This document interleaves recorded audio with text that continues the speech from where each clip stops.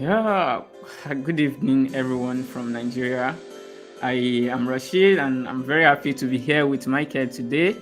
As you all know, we've been hearing about 90 days of DevOps. People are be like, "Oh, I can learn DevOps in 90 days, which equivalent to 3 months."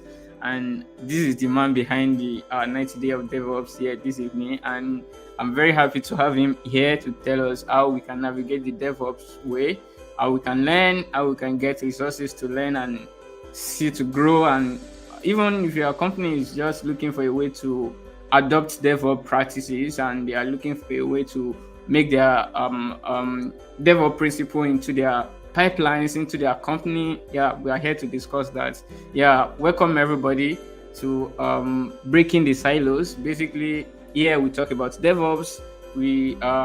Our intention is to help people that are coming up to learn DevOps, to get them resources, to guide them, to let them know how they can go about it. And as well, if you are a professional in it, we want to teach you and tell you the best practices and the best way to go, and uh, basically to have the right things to go with at the end of the day. So, Michael, welcome. Thank you for joining us. Can you say hello to everybody?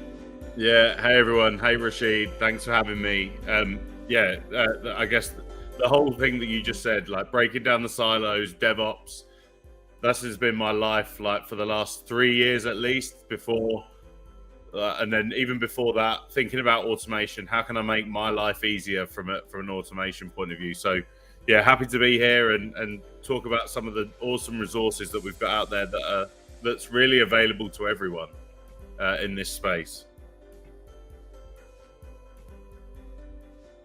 Yeah, yeah. And thank you so much for authoring the 90 days of DevOps. I guess we'll get to talk about that in a bit, and you get to share inspiration around that and where you come across it and how you get to see that in the market. And yeah, that's really helped me. I'm going to give you a testimony at the end of the day. Yeah, thanks so much for doing that for us. Yeah, yes, we can kickstart our discussion around your introduction. We like to know you more. Like Yeah, some of the viewer, they'll be like, okay, we know who is Michael Cade and we know about what he is doing. And it's be good to hear about you, a bit about your background and what you have been doing, basically. yeah, sure. So live in the UK, and you might be able to see some of this orange stuff on me. That's actually sun, which never happens in England, apart from clearly today when I'm looking very orange. But in beside that, like so, I've always been based in the UK. I've always been based in England, and I went to college, like probably everyone did from a UK perspective. Very lucky in that light. Um, and from there, I realised, and we're talking at least 20 years ago, but don't tell anyone else that how old I am. The the So I started off at college, found a love and an interest into IT, computers, etc. Started building my own at home, then went into that whole building computers for Cambridge University in Cambridge, and then progressed there into a help desk role, then into a systems administrator role, then working for a reseller on the help desk again. But my focus has always been around IT ops, systems administration, keeping the lights on, backup and data protection, which is where I am now. I work for a company called Veeam Software. I've been here for 8 years now. I was very much the storage expert, if you will, when I first joined the team. I'm now in the office of the CTO, where I focus on cloud native and open source initiatives. And really, my last 2-3 years have been focused around Kasten, which is specifically focused around Kubernetes backup. So, cloud native backup and the data services, stable workloads within that.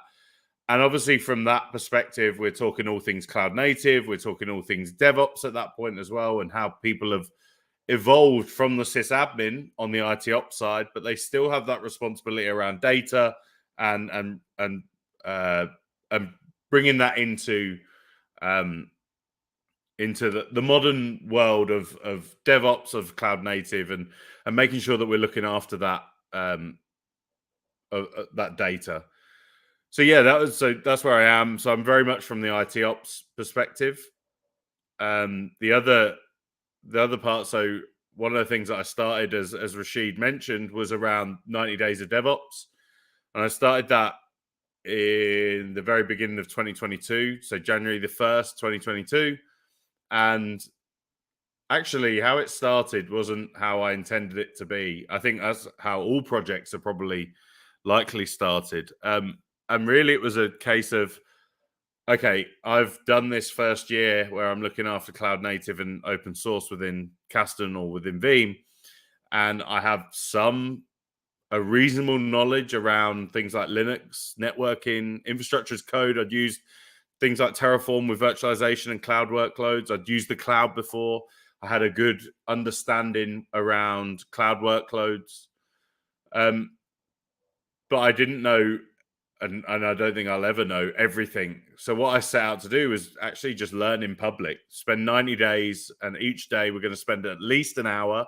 Sometimes it was 2, sometimes 3, and it's going to be how we focus on learning in public, understand what the big picture is around some of the big areas of DevOps, like infrastructure as code, configuration management. What does it actually mean?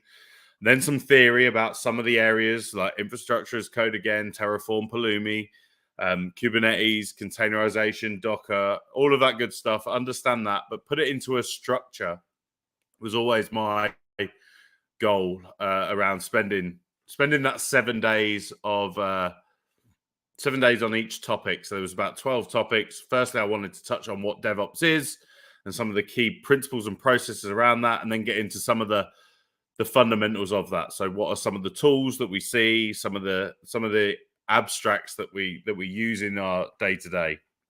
So I did that. It ended up being around 110,000 words. We start off with a big picture. We then do a bit of theory. Then it's about getting hands-on. And I specifically made it so that everyone could do it. Everyone could get hands-on. They could use Minikube. They could use Docker. They could use the cloud free tier. They could use VirtualBox, etc. to run exactly what I'm running. They just need to have the resources to be able to run that. So even a low-end spec laptop, for example. So that was kind of the first start of that. So I get to 90 days, and by the end of 90 days, we start to climb that 5,000 stars on GitHub. And I'm like, oh, this probably got a little bit more traction than I thought it was going to. And yeah, the next steps was, okay, how do we tidy this up? How do we what's next? So Rashid, I was just talking about 90 days of DevOps. I've just been talking for whilst you were reconnecting about 90 days of DevOps, of like really what the foundational reason for me doing it was, and how it started off as a learning in public exercise. It really was me filling some of my gaps, showing my vulnerabilities around not knowing everything, even though I was in a position of reporting into a CTO. You don't know everything, and I don't think we ever will. I think the world is now too vast to be a master of one particular area. I think we've got to be that jack of all trades. So I was then saying about how it finished on March the 31st, 2022, and we were at about just under 5,000 or 3,000 stars. And it was then that I thought, actually, this could be a really good structured way of people learning DevOps. Like people, and I think I found this, is that there wasn't a structured way where someone was telling me, go and learn a bit of a programming language, Python or go and learn a bit about networking, go and learn about cloud computing, and go and spend that time to get that foundational trail and understand what that looks like. And then suddenly we go from 5,000 stars over the course of the year up to 20,000 pretty damn quick, which is amazing, It's right? very And great. yeah, Exactly. another It's thing that I very great to mentioned. see something. Sorry, it's very interesting to see something flying from 5,000 to that number on GitHub, and that's very very interesting. Yeah. And then alongside that, so sometimes GitHub stars can be deemed as a bit of a vanity metric, especially for projects. Especially if you got a load of friends, then you could get a lot of GitHub stars. But what I found was happening was actually the forks of the repo. There's over 5,000 forks now of the repo as well, which means people are going back and they're doing their own thing, or they're using it as a resource, which is amazing. The other thing is the amount of contributors that I had helped me. So contributions around different languages. So I think we're up to 8 languages now. So I started in English. That's all I know. I'm lazy. I'm a lazy Englishman when it comes to languages.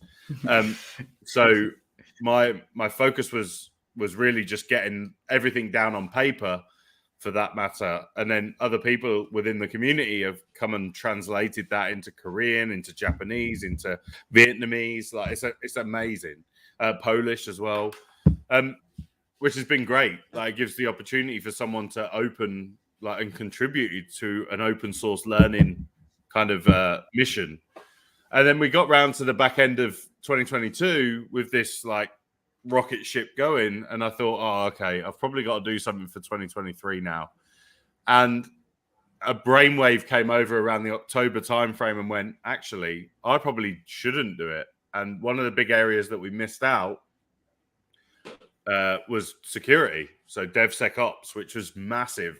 Like, if you think 2021 and 2022 were the year of DevOps, and actual people doing DevOps type principles and processes within actual business, the year 2022 and 2023 is all about security. It's all about DevSecOps.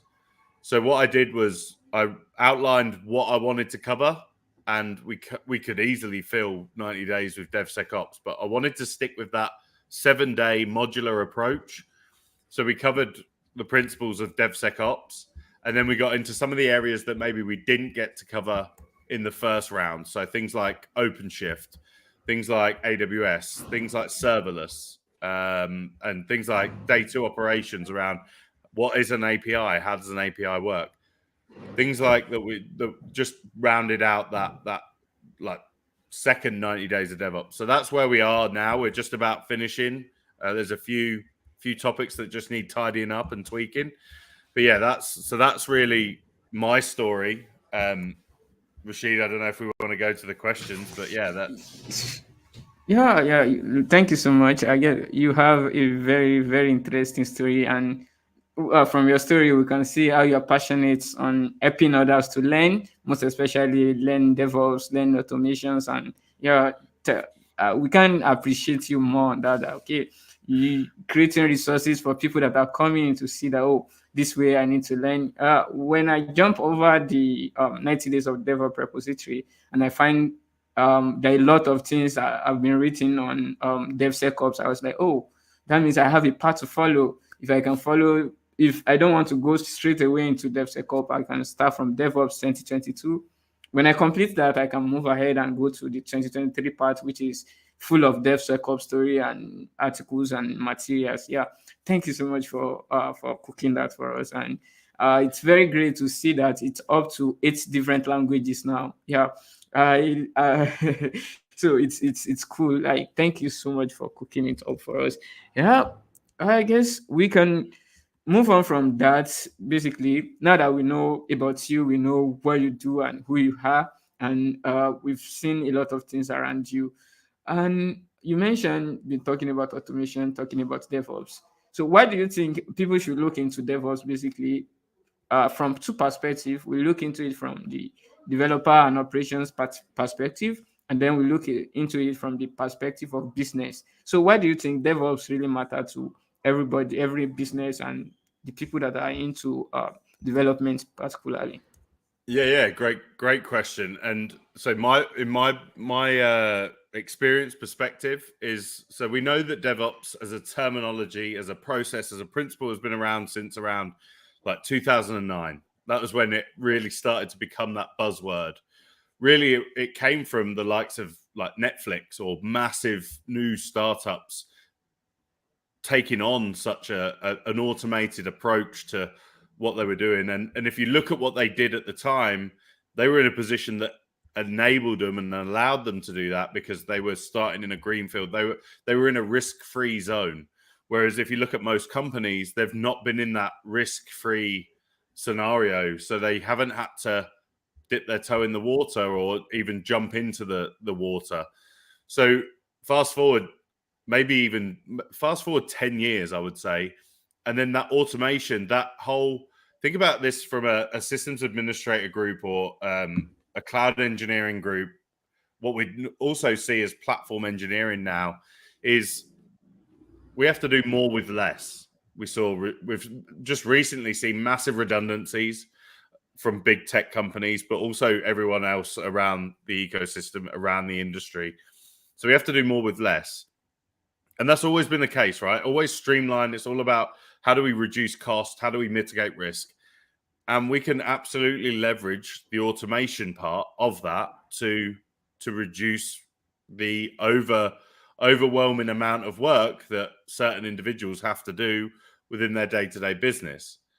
Now, there's always been that scaremongering around, automate yourself out of a job and blah blah blah. Like, but if we think like that as an IT industry and IT community, we're in the wrong space because technology is going that way. Like without getting into like ChatGPT and AI and ML, it doesn't matter whether you as an Exchange admin or you as a on-premises physical server AIX solution architect, if you believe, like, if you're going to stick your heels in and you're not going to go forward and understand what change means, that's fine. You might earn a lot of money. In fact, I know that AIX architects are earning a bucket load of money at the moment.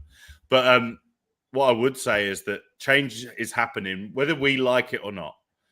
And a bit like imposter syndrome, when you kind of dip your toe in the water and you have to understand a bit more about DevOps, I strongly believe that we have to run towards imposter syndrome. We have to run towards that uncomfortability, if that's even a word, being uncomfortable around learning and getting to grips with some of these new terminologies or new terms that are out there that aren't actually that new. So I think the requirement has come. I think from the IT perspective is we have to do more with less. There's more workload on a team that's been potentially reduced, and the business wants you to do more with less anyway. But the same requirements of pushing the business forward is still there. So I think they're the two things that have collided over the last 3, 4, 5 years to enable DevOps to be cool again, or needed. So I think that's really why DevOps has kind of hit home over the last few years. Yes, that's true. That's very true. Like, okay, it's very, very important to look into the part of automating stuffs, and basically that's where DevOps really relies on how to get smaller things, bigger things done in a smaller way. Yeah, that's cool, and thank you for sharing that with us.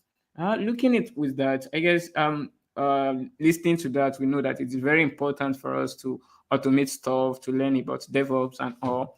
So I think what should be next in our discussion should be around so how do I get into it? Yeah, you talk about 90 days of DevOps for you to be able to come up with that huge resources. I know you've explored a lot of resources and be like, oh, let me put this one here. This one will be okay. And to just come up with something that you can learn around 1 hour a day and you get to learn a lot out of it. And basically that's a very huge process to go with through. So how do you think we can leverage on any resources, be it online resources or blog posts or articles or any courses that we can enroll for just to learn these particular skills that we are talking about? So one of my biggest bits of advice is, one, not everyone obviously has access to funds to be able to go to like Udemy and just buy endless amounts of courses and probably never watch them. And secondly, we have the ability, we have the resources out there, and this is the whole point. If you get into the 90 days of DevOps, down the bottom, there's people much, much smarter than me that have put more concise and more detail together around video content that is all on YouTube. YouTube is mostly accessible for all of us. And if you're in a country that it isn't, then you need a way of being able to be in a different country via VPN or a tool like that. Everyone knows. That should be the first section of how do I gain access to these resources for free, right? And I'm a massive advocate for I'm not a trainer. I'm not a tech trainer by any stretch. I think that helps me in a way, but I have a massive passion for everyone has the right to learn technology and have the ability to use technology wherever they are in the world. In my opinion, that should be the right. I get why instructors build content out. They put it onto Udemy. They put it onto Pluralsight. I've used them sites before, but I strongly believe that there's obviously a lot of us there's a lot of people in the world that don't have access to those resources.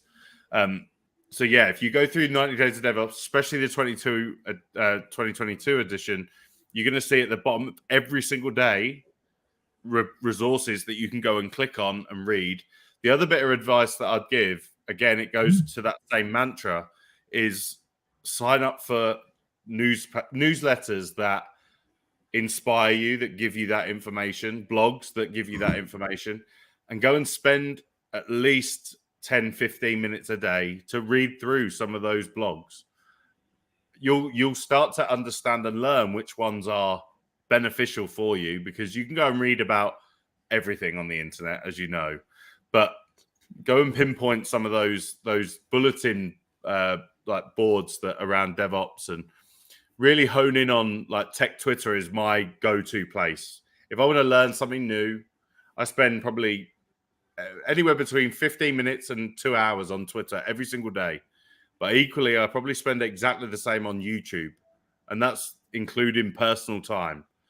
And I think that's the sacrifice that you're probably going to have to look at taking if you're just starting out your journey, if you're in your journey. Like I was 17 years into my IT career when DevOps became a focus area, but that does you have to look after you. You're your own product, so going to learn is going to be on you. You can't expect your employee to do it for you. But also find the medium that you like best, right? It might be blog posts, it might be written content. I actually had people say about the 90 Days of DevOps, and are you going to turn this into like a YouTube stream or a video playlist? And I'm like, yeah, I would love to, but I've just moved house, so it's like there's boxes everywhere at the moment, and I'm on a makeshift like setup, so I will get to it. But yeah, that's definitely an idea. And in fact, if you go onto YouTube and search for 90 Days of DevOps, and this is the beauty of the community, is yes, I had an idea, and yes, it's great that it's like people are using it, but people are also taking it on themselves, and they're putting their own content. And like if there's YouTube and content creators creating their own stuff, and it just like I'm not saying that in 90 days you're going to be an expert. You're not. But this is going to give you a foundational platform. This is going to give you a foundation to leapfrog into something that you really enjoy. And it gives you structure to that. And I'd say the whole reading and getting hands-on is part of that whole journey. Yeah. Like it's very important to let people know that if you go ahead and start 90 days of DevOps and you focus, you try to start and end the program, doesn't mean you are going to be an expert at the end of the day. The point is you get to know what you need to learn, and you see okay, if I want to do this thing, this is what I need to do. You may not know how to do it outrightly from 90 days of DevOps, but then 90 days of DevOps will give you an insight of what you need to do if you are into this problem in your company or in your business, if this is given to you as a developer to automate or stuff like that. 90 days of DevOps is there to tell you that, okay, these are the things you need to do. How you're going to do it, how you are going to do it to make it very perfect, yeah, it's now left to you to research around that to be able to get it out and get it done basically. Yeah. um I think we need to talk around. Probably you have any resources you can recommend on top of your head at the moment, like probably a newsletter that we need to subscribe to for us to be able to get an insight, probably a weekly insight or monthly insights on DevOps. And basically, I could remember through the 90 Days of DevOps program, I was able to come across is it Act the Box or one resources on Linux like that. And I check out the platform, and I've been able to subscribe to their newsletter, and they have been sending me emails on automation, Linux, and all of that basically. I don't know. Right now, do you have anyone for our viewers to go with? Possibly they can go and check out and be good So with it. there's three people that I'm gonna call out, and I'm missing loads. But I'm gonna miss someone out purposely, and I'm gonna come back to him later on. But there's three people that I would say out of the box follow. One is Kunal. Everyone knows Kunal in this space, right? I'll make sure that I'll get you the links to their profiles. One is Siam as well. So they both work for Civo, which is a service provider offering Kubernetes K3s as a service. But their content is much bigger than just Kubernetes. It's very much around data structures and algorithms. It's around DevOps. It's around platform engineering, SRE. So them two are a must. And then to give a massive shout out as well, and probably the first newsletter that I signed up for was Anais. And Anais is where is she working? So Anais helps me with, helps us with DevOps Days Birmingham. Again, I'll get you the details for it, but some of the content that she puts together on a monthly basis into her newsletter. I think she's on number 77 now, just gone out this week. Some of them are just really worth just clicking on, having a coffee, dripping through and reading those. I'll make sure that you've got, if you haven't got the links to them, I'll make sure you've got them as well. But just some really useful content. And the final one, just so I don't forget, is a guy who's just helped me out massively talking about service mesh within 90 Days of DevOps again on the 2023 edition. And that's Marino. Marino's been talking about service mesh for 7 days, but then what he's done is he's actually started 70 days of service mesh on a GitHub repo. So that's well worth a follow. That was one area actually that I went looking for because I was like, I really know nothing about service mesh. And I wanted to be open about that. I was like, I'm fine with not knowing. I know I don't know everything and I don't want to know everything either. And I think if we just take that and just be like, I feel like as a society, a global society, we're always like, oh yeah, I know that. And actually we don't. And I think it's okay to be, no, I don't know that. And that's what's going to enable us to learn and go forward and really hit that next wave. Yeah, yes, that's true. I get to know about 90 Days of DevOps through Marino. He tweeted about it. It was like I want to start 70 days of mesh. I was like, oh, and he was referring to, okay, I want to follow this full step of Michael. Michael started 90 Days of DevOps in 2022. So for that, I want to start a 70 days of mesh basically, and that's how I got to see that. Okay, share the link to your GitHub repository, and I click on it. That's how I get to know about 90 Days of DevOps. Yeah, it works both ways, right? And actually, inspiration for 90 Days of DevOps comes from, like, you've probably heard of 100 Days of Cloud or 100 Days of Code, 100 Days of Kubernetes. So Anais was behind 100 Days of Kubernetes as far as I can recall. So I was reading a lot or seeing a lot of her content around that. Now, I didn't want to go and do a whole 100 days on Kubernetes. I would switch off. That's why I did the smaller 7-day chunks of 7 days of Kubernetes. And then the 100 Days of Cloud, which was GPS made by GPS, so Gwyneth over in America, who works for Microsoft at the moment, and Rishab, who lives in Canada. He just helped me out as well on the Python section of 90 Days of DevOps. So I love the community aspect of this year as well, where we've helped each other. But the inspiration absolutely comes from, in fact, Rishab's helped with a lot more than just the Python section. He's helped with a lot of the website and a lot of the automation behind 90 Days of DevOps, actually. But yeah, like the inspiration, there's a lot of help that we get from each other. Which is awesome. Yeah, and that's the power of community.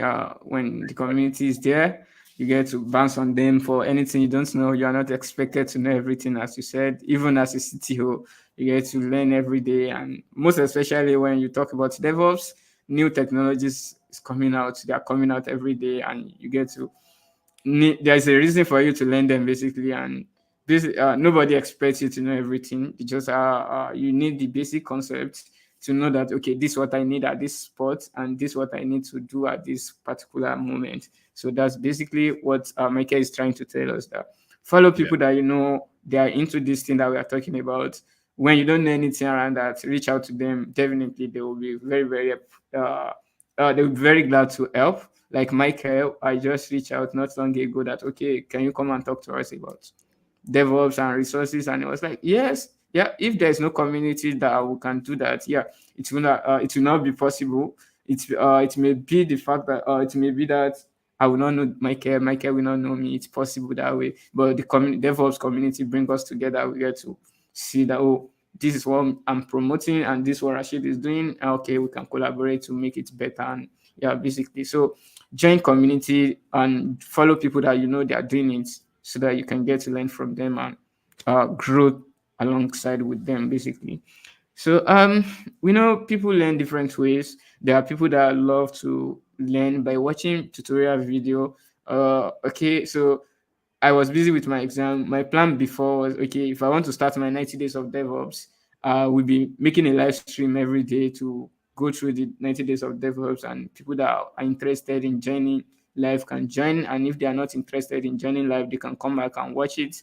Probably we'll be having like the 30 minutes session together, read through the 90 days of DevOps tools and every other thing. So the point is some people learn through reading, just reading content, reading documentation. Some cannot learn that way. They have to watch tutorial video there. Some are to read books. Just give them the book, they will read it and they will be able to solve problem with that. So do you have any recommendation for that kind of people that can learn through books? Do you have books on DevOps or books on automation, book on Linux? I'm not really a book reader. I get bored very easily. I have a load of books that I buy to support the authors, but yeah, I don't really get to read them. YouTube channels, though, like you can look at the same Kunal, Siam. Free Code Camp is another great resource. Code Cloud is a great resource on YouTube that when they release their stuff. Yeah, just searching DevOps, you're gonna see those videos that you want to hone in on. Like you search for anything on YouTube, you'll find it.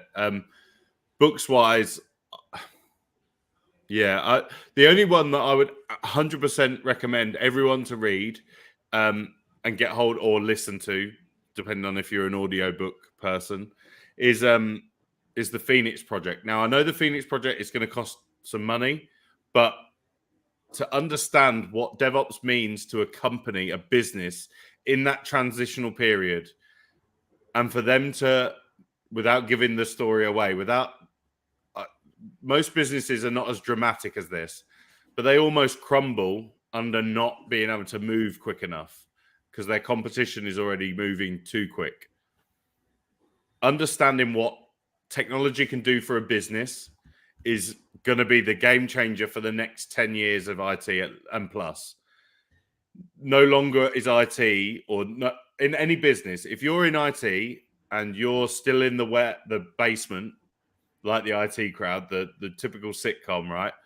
if you're still there and you're just fixing computers, now don't get me wrong, that's still an important role. But if IT is not part of the strategic part of the company, then you probably should, as an aspiring technologist, look at other companies, because if that company is not going to adopt automation or look at progressing what they're doing, they're going to get left behind. So one is read Phoenix Project. Two is take a look at where you are and see, evaluate what's happening from a DevOps perspective or from an automation perspective, because DevOps is a much bigger monster animal. I think automation should be your first step into the world. Yeah, like one of my mentor will say, if you're interested, for you to be able to say you're interested in DevOps, you must be passionate about automation. There you go. The what should be the bedrock of your thinking, of your passion, should be you are thinking how to automate things. So if that's what you are thinking, basically DevOps is for you, and you can check out the books mentioned by Michael. And again, I joined a program recently. It's from CodeCloud, and CodeCloud is having a lot of things in stock for everybody that are interested in learning DevOps. Okay, if you don't know about CodeCloud before, CodeCloud is a platform where you can learn DevOps, and basically, what they do well, what they are doing well, basically, is that they make it in an arranged form. They tailored it to a certain group. Okay, if you're a system administrator, you get to see that there directly, a step-by-step things you can follow to be able to do your work, and basically everything DevOps, automation, Linux. So I will be putting a link for every one of us to check them out. They try to, when I reach out to them about this show, they give me a link that, okay, everybody that want to get a free resources, so they group free resources together and be like, you can share it on the show. So I'll be putting it in the description. You can check it out if you're interested, basically. So finally, I will be asking Michael to talk about his final thoughts. What do you think people should be thinking? What do you want to leave for us as a final thought, basically? My final thought is we're going to be learning, like, you don't finish learning. So don't get that out of your head that you're going to finish something. It's not like school. When you're in the world of IT, in the world of technology, I feel like you've got to have that mindset where continuous learning almost is probably a cliche, cheesy way of putting it, but that continuous learning is a constant within IT. There's no final article, like finished article. You're going to continue to do it. What you're also going to find is you're going to find it difficult. You're going to find it difficult to motivate yourself. You're going to find it difficult to want to do it. I can safely say that throughout that 90 days that was tough going, to discipline yourself to do something every single day. And that I literally did as well. It wasn't like I had it all. I didn't have it pre-canned beforehand. So consistency is a must when it comes to learning and when it comes to the education part. And run towards that imposter syndrome is my other advice. It's easier to say, like, when you're in a job that gives you the freedom to do this sort of thing, but imposter syndrome see it as a benefit. See everything as a benefit, as a motivator. How do I leverage this? How do I run towards it? So that's my final part on that, Rashid, is all about that. All right. Really appreciate you for coming to the show, and we'll take to action all what you have said, and we get to check out the resources you mentioned, 90 Days of DevOps, books you recommend, articles you recommend, people you recommend that we can follow in the community. Yes, we do that, basically. Really appreciate you for joining us, and we believe next time we'll be inviting you to talk to us. You'll be glad to be part of us to grow the community together. So Absolutely. Thank you so much for joining. And for our viewer joining live, we appreciate you for joining too. And anybody that will be watching this after this, we appreciate you for doing that. So check out the description. You see link, you see newsletter you can subscribe to if you want to get the audio version of this. And I will add you to that if you click the link in the description, basically. And any other resources mentioned, I will add them in the description. You get to see them in a few minutes. So thanks so much for joining, Michael, and thanks for people joining us live. Bye, everyone. Bye bye.